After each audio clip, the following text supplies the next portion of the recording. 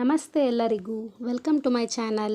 Last ವಿಡಿಯೋದಲ್ಲಿ class 8 chapter 5 ಕ್ಯಾ ನಿರಾಶ್ ಹುವಾ ಜಾಯೆ ಪಾಠದ ಪಾರ್ಟ್ 1 ವಿಡಿಯೋ ನೋಡಿದ್ವಿ.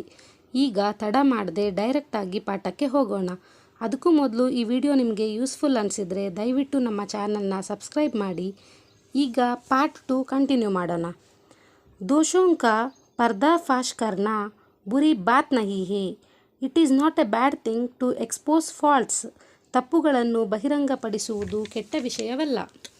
बुराई यहाँ मालूम होती है कि इसी के आचरण के गलत पक्ष को उद्घाटित करके उसमें रस लिया जाता है और दोषोद्घटन को एकमात्र कर्तव्य मान लिया जाता है. So it is not a bad thing to expose faults. But what is a bad thing? Bad thing is that showing the wrong side of one's conduct and taking fun in it.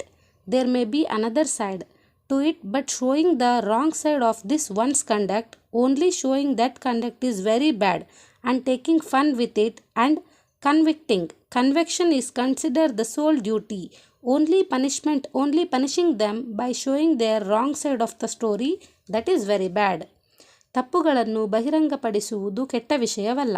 ಆದರೆ ಕೆಟ್ಟ ವಿಷಯವೇನೆಂದರೆ ಒಬ್ಬರ ನಡವಳಿಕೆಯ ತಪ್ಪು ಭಾಗವನ್ನು ತೋರಿಸುವುದು ಮತ್ತು ಅದರಲ್ಲಿ ಮೋಜು ಮಾಡುವುದು.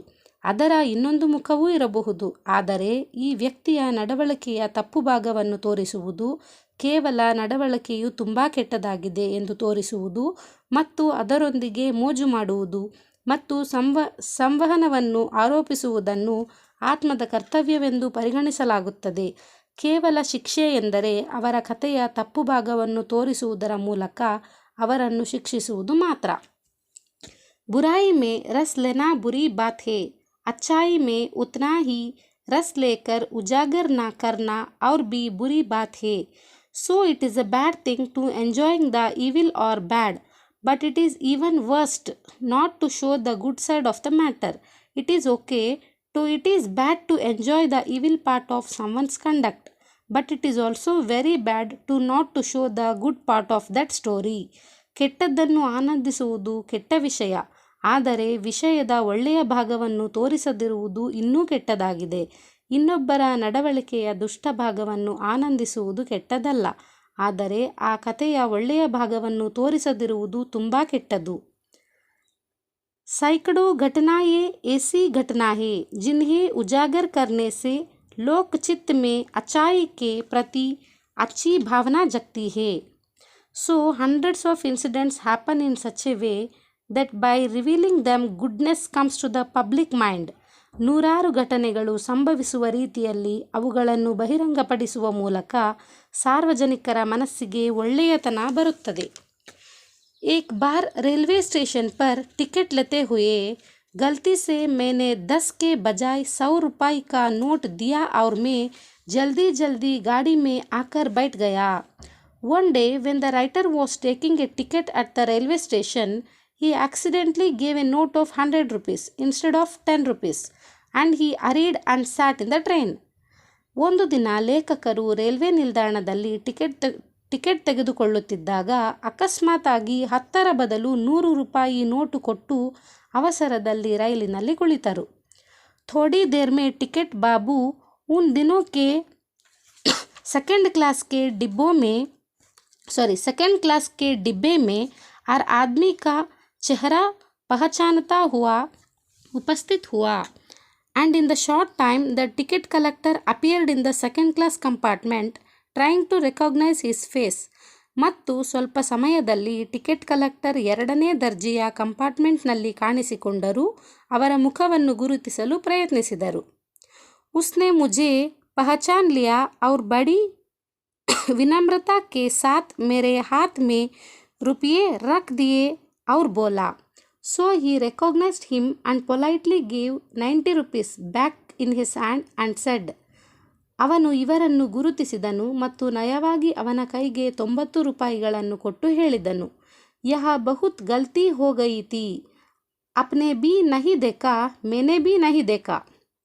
So he said, it was a mistake. You didn't see either I wouldn't see. ಹಾಗಾಗಿ ಅವರು ಹೇಳಿದರು, ಇದು ತಪ್ಪಾಗಿದೆ, ನೀವು ನೋಡಿಲ್ಲ, ನಾನೂ ನೋಡಿಲ್ಲ ಎಂದರು.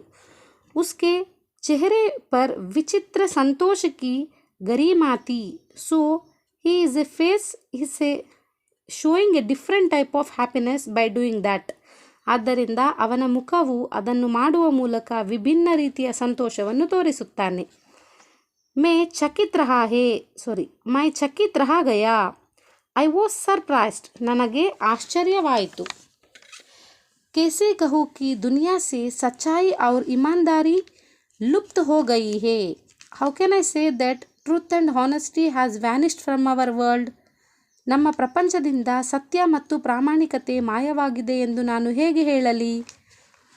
वैसी अनेक अवांछित घटनाएं भी हुई है, परंतु यह एक घटना ठगी और वंचन की अनेक घटनाओं से अधिक शक्तिशाली है. So how can I say that truth and honesty has vanished from the world? Many horrible incidents have also happened, but this one incident is more powerful than those incidents of cheating. ಸತ್ಯ ಮತ್ತು ಪ್ರಾಮಾಣಿಕತೆ ಪ್ರಪಂಚದಿಂದ ಮಾಯವಾಗಿದೆ ಎಂದು ನಾನು ಹೇಗೆ ಹೇಳಬಲ್ಲೆ ಎಂದರೆ, ಅನೇಕ ಭಯಾನಕ ಘಟನೆಗಳು ಸಹ ಸಂಭವಿಸಿದೆ, ಆದರೆ ಈ ಒಂದು ಘಟನೆಯು ವಂಚನೆಯ ಘಟನೆಗಳಿಗಿಂತ ಹೆಚ್ಚು ಪ್ರಬಲವಾಗಿದೆ. एक बार में बस में यात्रा कर रहा था. One day he was traveling in a bus. ಒಂದು ದಿನ ಅವರು ಬಸ್ಸಿನಲ್ಲಿ ಪ್ರಯಾಣಿಸುತ್ತಿದ್ದರು. मेरे साथ मेरी पत्नी और 3 बच्चे भी हैं. So I had my wife and my 3 children with me. ನನ್ನೊಂದಿಗೆ ನನ್ನ ಹೆಂಡತಿ ಮತ್ತು ನನ್ನ 3 ಮಕ್ಕಳಿದ್ದರು. बस में कुछ खराबी थी. रुक रुक कर चलती थी. So there was something wrong with the bus. It was stopping and going. It was some error in the bus. Bus ನಿಲ್ಲಿಸಿ ಹೋಗುವಾಗ ಏನೋ ದೋಷವಿತ್ತು. ಬಸ್ಸಿನಲ್ಲಿ ಏನೋ ದೋಷವಾಗಿತ್ತು. गंतव्य से कोई 8 किलोमीटर पहले ही एक निर्जन सुनसान स्थान में बस ने जवाब दे दिया. गंतव्य मीन्स डेस्टिनेशन ಅಂದರೆ ತಲುಪುವ ದಾರಿ. So the bus stopped just 8 kilometers away from the destination in an empty deserted place. ಹಾಗಾಗಿ ಬಸ್ ತಲುಪುವ ದಾರಿಗಿಂತ ಕೇವಲ 8 ಕಿಲೋಮೀಟರ್ ದೂರದಲ್ಲಿ ಖಾಲಿ ನಿರ್ಜನ ಸ್ಥಳದಲ್ಲಿ ಬಸ್ ನಿಂತಿತು. ರಾತ್ ಕೆ ಕೋಯಿ ಬಸ್ ಬಜೆ ಹೋಗೆ. It will be around 10 o'clock in the night. ರಾತ್ರಿ ಸುಮಾರು 10 ಗಂಟೆ ಆಗಿತ್ತು. ಬಸ್ ಮೇ ಯಾತ್ರಿ घबरा गए. The passengers in the bus panicked. They got scared. ಬಸ್ಸಿನಲ್ಲಿದ್ದ ಪ್ರಯಾಣಿಕರು ಗಾಬರಿಗೊಂಡರು. कंडक्टर उतर गया और एक साइकिल लेकर चलना बना. The conductor went down and he took a cycle and went from there. Conductor ಕೆಳಗಿಳಿದು ಸೈಕಲ್ ತೆಗೆದುಕೊಂಡು ಅಲ್ಲಿಂದ ಹೋದರು. लोगों को संदेह हो गया कि हमें धोखा दिया जा रहा है. So the people suspected that they were being cheated. ಜನರು ನಾವು ಮೋಸ ಹೋಗಿರುವ ಶಂಕೆ ವ್ಯಕ್ತವಾಗಿದೆ. बस में बैठे लोगों ने तरह तरह की बातें शुरू कर दी. The people who were sitting in the bus, they started taking different stories, different things about this situation. ಬಸ್ಸಿನಲ್ಲಿ ಕುಳಿತಿದ್ದವರು ಈ ಪರಿಸ್ಥಿತಿಯ ಬಗ್ಗೆ ವಿವಿಧ ಕಥೆಗಳನ್ನು ಮಾತನಾಡಲು ಪ್ರಾರಂಭಿಸಿದರು. किसी ने कहा यह डकैती होती है. 2 दिन पहले इस तरह एक बस को लूट गया था.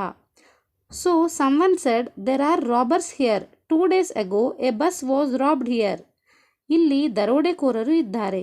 ಯಾರೋ 2 ದಿನಗಳ ಹಿಂದೆ ಇಲ್ಲಿ ಬಸ್ ದರೋಡೆ ಮಾಡಿದ್ದಾರಂತೆ ಎಂದು ಹೇಳುತ್ತಿದ್ದರು.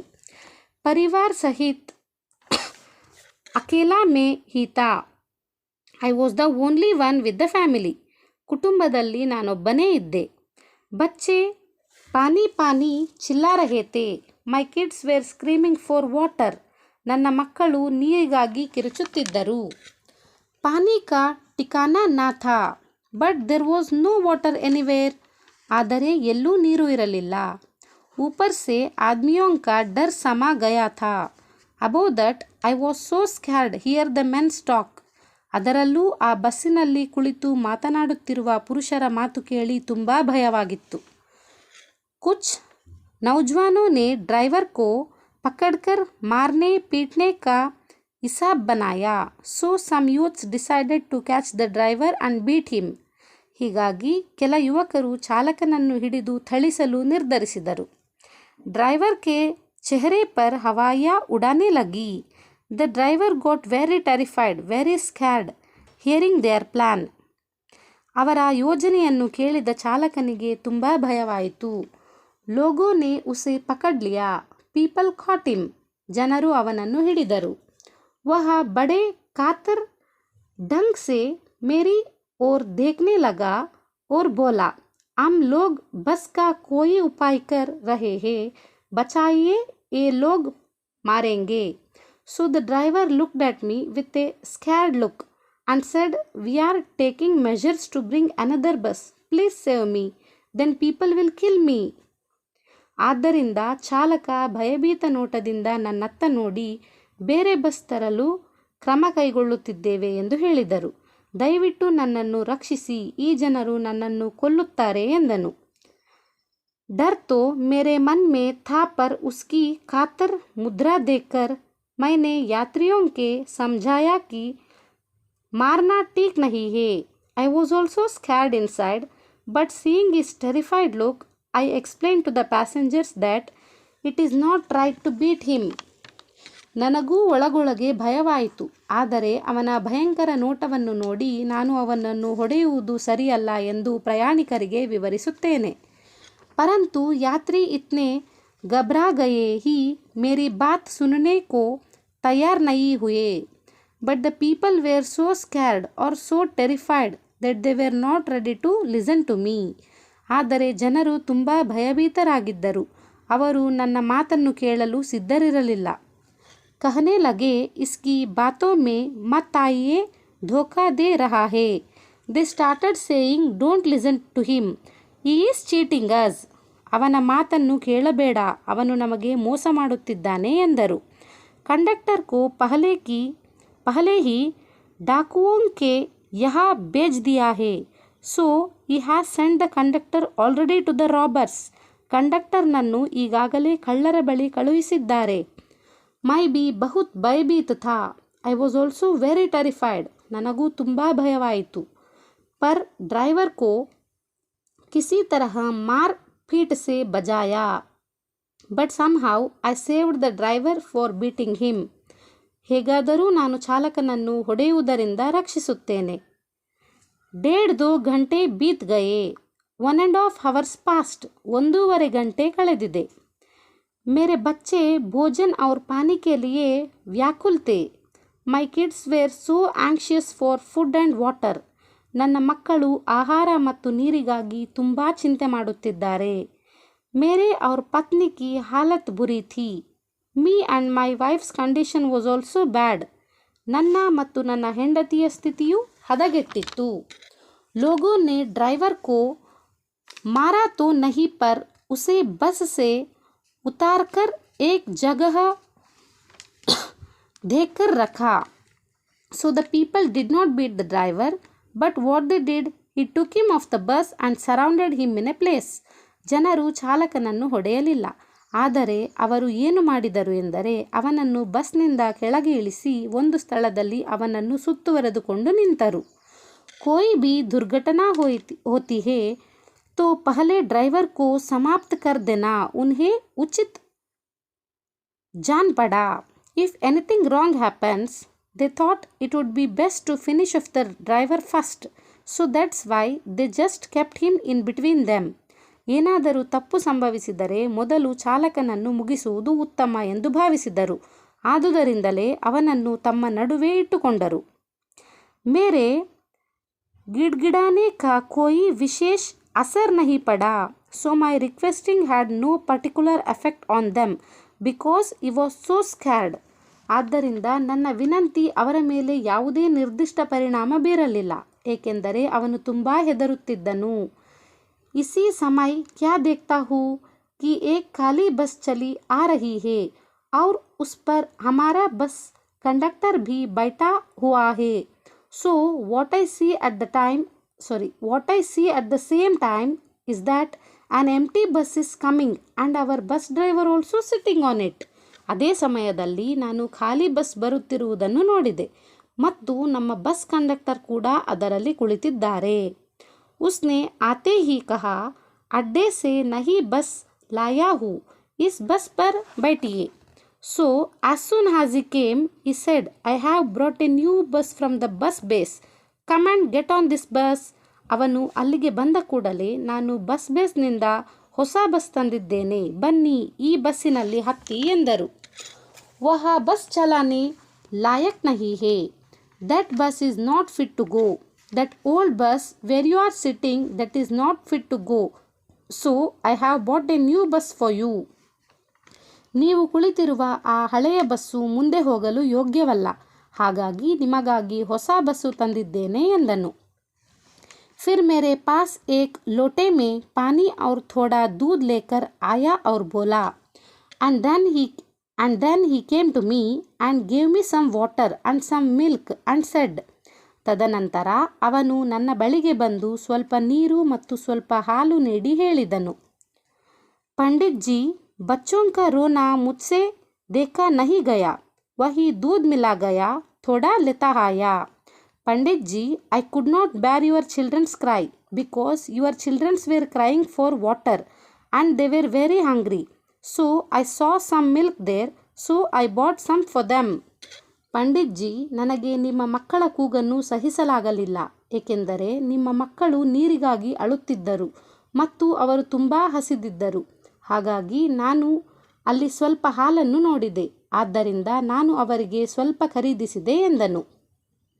ಯಾತ್ರಿಯೋ ಮೇ ಫಿರ್ ಜಾನ್ ಆಯಿ. The passengers became very happy and they were relieved. ಇದರಿಂದ ಪ್ರಯಾಣಿಕರು ಸಂತಸಗೊಂಡರು ಮತ್ತು ನಿರಾಳರಾದರು. ಸಬ್ನೆ ಉಸೆ ಧನ್ಯವಾದ ದಿಯಾ. Everyone thanked the conductor. ಎಲ್ಲರೂ ಕಂಡಕ್ಟರ್ಗೆ ಧನ್ಯವಾದ ಹೇಳಿದರು. ಡ್ರೈವರ್ ಸೆ ಮಾಫಿ ಮಾಂಗಿ ಔರ್ 12 बजे से पहले ही सब लोग बस अड्डे पहुंच गए. They apologized to the driver and everyone reached the bus station before 12 o'clock. ಅವರು ಚಾಲಕನನ್ನು ಕ್ಷಮೆಯಾಚಿಸಿದರು ಮತ್ತು ಎಲ್ಲರೂ 12 ಗಂಟೆಯ ಮೊದಲು ಬಸ್ ನಿಲ್ದಾಣವನ್ನು ತಲುಪಿದರು. कैसे कहूँ कि मनुष्यता एकदम समाप्त हो गई. How can I say that humanity as all of us sudden gone? ಮನುಷ್ಯರಲ್ಲಿ ಮಾನವೀಯತೆ ಇದೆಯೋ ಇಲ್ಲವೋ ಎಂದು ನಾನು ಹೇಗೆ ಹೇಳಲಿ. कैसे कहूँ कि लोगों में दया माया रहा ही नहीं गई. How can I say that kindness has left people? ದಯೆ ಜನರನ್ನು ತೊರೆದಿದೆ ಎಂದು ನಾನು ಹೇಗೆ ಹೇಳಲಿ. जीवन में जाने कितनी ऐसी घटनाएं हुई है जिन्हें मैं भूल नहीं सकता. There are so many incidents in my life that I cannot forget. ನನ್ನ ಜೀವನದಲ್ಲಿ ಮರೆಯಲಾಗದ ಎಷ್ಟೋ ಘಟನೆಗಳಿವೆ.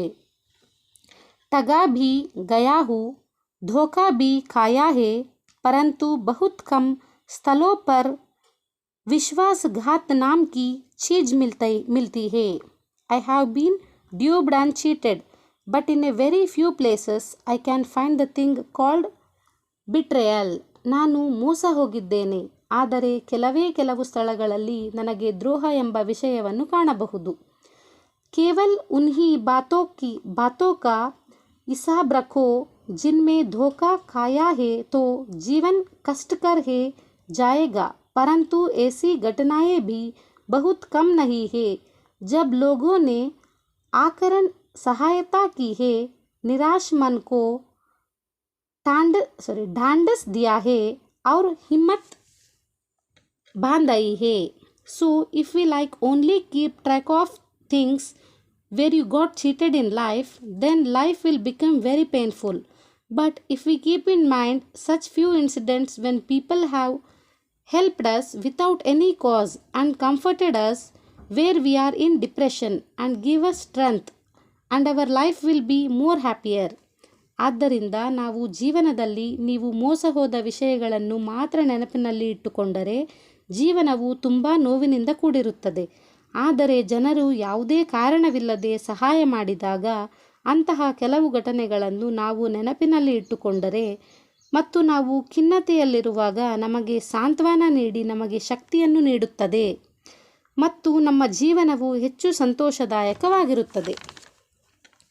कविवर रविंद्रनाथ ठाकुर ने अपने प्रार्थना गीत में भगवान से प्रार्थना की थी कि संसार में केवल नुकसान ही उठाना पड़े, धोखा ही खाना पड़े तो ऐसे अवसरों पर भी है। प्रभु, मुझे ऐसी शक्ति दो कि मैं तुम्हारे ऊपर संदेह न करूं। The poet Rabindranath Tagore had prayed to God in his prayer song that if I find only loss in this world, if I get always cheated, then on such time or during that time, oh Lord, give me such strength that I will never doubt you, and I believe that you will make my life happier at a point of time. ಕವಿ ರವೀಂದ್ರನಾಥ್ ಟ್ಯಾಗೂರ್ ಅವರು ತಮ್ಮ ಪ್ರಾರ್ಥನಾ ಗೀತೆಯಲ್ಲಿ ದೇವರಲ್ಲಿ ಪ್ರಾರ್ಥಿಸಿದ್ದು, ನನಗೆ ಈ ಪ್ರಪಂಚದಲ್ಲಿ ನಷ್ಟವೇ ಆಗುತ್ತಿದ್ದರೆ, ನನಗೆ ಯಾವಾಗಲೂ ಮೋಸವೇ ಆಗುತ್ತಿದ್ದರೆ, ಅಂತಹ ಸಮಯದಲ್ಲಿ ನಾನು ನಿನ್ನನ್ನು ಎಂದಿಗೂ ಅನುಮಾನಿಸದಂತಹ ಶಕ್ತಿಯನ್ನು ನನಗೆ ನೀಡು ಮತ್ತು ನಾನು ನಂಬುತ್ತೇನೆ, ಒಂದು ಸಮಯದಲ್ಲಿ ನೀವು ನನ್ನ ಜೀವನವನ್ನು ಸಂತೋಷಪಡಿಸುತ್ತೀರಿ ಎಂದು ಹೇಳಿದನು. ಮನುಷ್ಯ ಕಿ ಬನಾಯಿ ವಿಧಿಯಾ ಗಲತ್ ನತೀಜೆ ತಕ್ पहुँच रही है तो इन्हें बदलना होगा. If man-made methods are reaching wrong results or getting wrong results, then they have to be changed. ಮಾನವ ನಿರ್ಮಿತ ವಿಧಾನಗಳು ತಪ್ಪು ಫಲಿತಾಂಶಗಳನ್ನು ತಲುಪುತ್ತಿದ್ದರೆ ಅವುಗಳನ್ನು ಬದಲಾಯಿಸಬೇಕಾಗಿದೆ. वस्तुतः आए दिन इन्हें बदला ही जा रहा है, लेकिन अब भी आशा की ज्योति बुझी नहीं है. But however, these all in facts, they have been replaced every day, but still the flame of hope is not extinguished. Still we believe everyone will come back with humanity. Everyone will keep believing in humanity. ಆದರೆ ವಾಸ್ತವದಲ್ಲಿ ಇದೆಲ್ಲವೂ ಪ್ರತಿದಿನ ಬದಲಾವಣೆ ಆಗುತ್ತಿವೆ. ಆದರೆ ಇನ್ನೂ ಭರವಸೆಯ ಜ್ವಾಲೆಯು ನಂದಿಸಲ್ಪಟ್ಟಿಲ್ಲ. ಎಲ್ಲರೂ ಮಾನವೀಯತೆಯಿಂದ ಹಿಂತಿರುಗುತ್ತಾರೆ ಎಂದು ನಾವು ನಂಬುತ್ತೇವೆ. ಎಲ್ಲರೂ ಮಾನವೀಯತೆಯಲ್ಲಿ ನಂಬಿಕೆ ಇಡುತ್ತಾರೆ. ಮಹಾನ್ ಭಾರತವರ್ಷ को पाने की संभावना बनी हुई है, बनी रहेगी. The possibility of achieving great India is there and still will remain. ಭವ್ಯ ಭಾರತವನ್ನು ಸಾಧಿಸುವ ಸಾಧ್ಯತೆ ಇದೆ ಮತ್ತು ಇನ್ನೂ ಉಳಿಯುತ್ತದೆ ಎಂಬ ನಂಬಿಕೆ ಇದೆ. मेरे मन निराश होने की जरूरत नहीं है. Oh my mind, no need to get disappointed. ಓ ನನ್ನ ಮನಸ್ಸೇ, ನಿರಾಶೆಗೊಳ್ಳುವ ಅಗತ್ಯವಿಲ್ಲ. This was written by Hazari Prasad Dwivedi. ಈ ಪಾಠವನ್ನು ಬರೆದವರು ಹಜಾರಿ ಪ್ರಸಾದ್ ದ್ವಿವೇದಿಯವರು. ಇಲ್ಲಿಗೆ ಪಾಠ ಮುಗಿಯಿತು. ನಿಮಗೆಲ್ಲ ಈ ಪಾಠ ಅರ್ಥ ಆಗಿದೆ ಅಂತ ಅನ್ಕೋತೀನಿ. ನಿಮಗೆ ಈ ವಿಡಿಯೋ ಯೂಸ್ಫುಲ್ ಅಂತ ಅನಿಸಿದರೆ ದಯವಿಟ್ಟು ಸಬ್ಸ್ಕ್ರೈಬ್ ಮಾಡ್ಕೊಳ್ಳಿ. ನೆಕ್ಸ್ಟ್ ವಿಡಿಯೋದಲ್ಲಿ ಮುಂದಿನ ಪಾಠದ ಬಗ್ಗೆ ಇನ್ನೂ ಹೆಚ್ಚು ತಿಳ್ಕೊಳ್ಳೋಣ. Thank you. ನಮಸ್ಕಾರ.